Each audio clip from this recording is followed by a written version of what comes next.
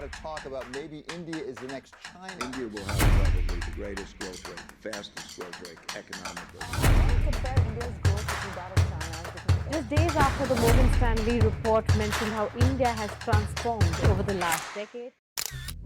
Have you ever wondered why suddenly so many big companies are investing in India?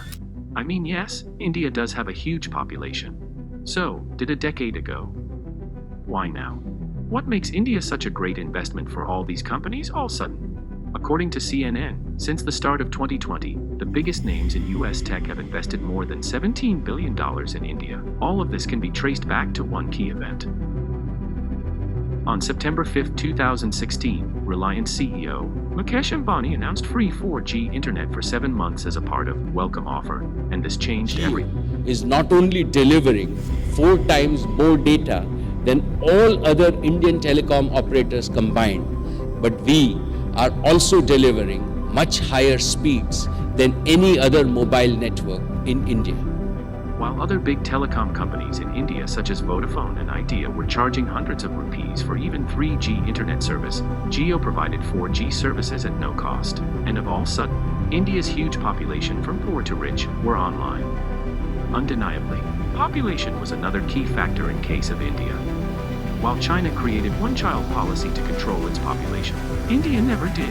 The world's most populous country is at a pivotal moment. For the first time in 6 decades, China's population is shrinking, with the national birth rate falling to a record low last year. The one-child policy created a disproportionate population in China. They had more old people than young. According to Statista, this has been China's age distribution from 2012 to 2022, while this has been India's age distribution. You can see India has more stable population of 65 plus years of age. China had constant increase. The increasing young and educated population of India brought better workforce for companies. And this led China to scrape its one-child policy in 2015. For decades now, China's Communist Party has enforced strict birth limits on families. Only one child allowed, no more. Well, now the world's most populous country has pulled a 180. China is actually urging parents to have 3 children to counter an aging population and a shrinking workforce. But for many families, more kids is not an option. While China was busy handling its economic uncertainty caused by coronavirus and Evergrande Group, India was on its journey to create its own Silicon Valley, Bangalore.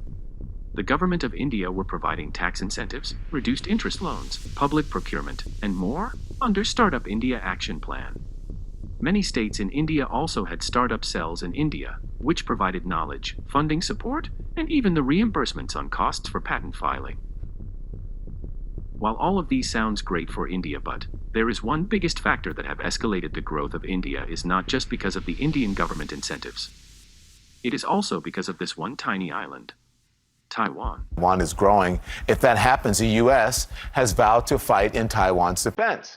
A battle between China and the U.S. over the self-governing island nation could result in devastating mutual losses, which is just one of the reasons Taiwan is a critical interest to both superpowers.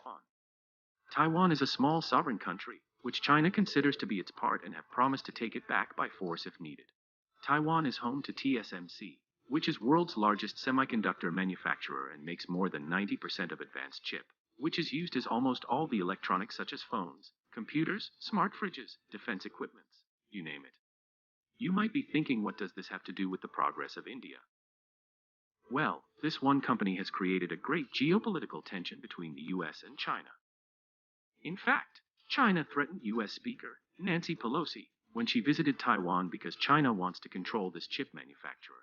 Pelosi is the highest-ranking official to visit Taiwan in 25 years, a self-governing democracy that China considers part of its territory. So, the investors like Warren Buffett have sold their stake in TSMC, citing geopolitical tensions. And big tech companies are trying to decrease its dependence from China and move to Vietnam and India. Even the United States have been trying to de-risk from China due to the rise in tension. All these factors make China a very risky investment for United States. While China is falling, India is rising like an emerging star for investors. The growth rate for India which is 6.8 in 2022. Let's not forget, this is one of the bright spots in the global economy right now, such a high growth.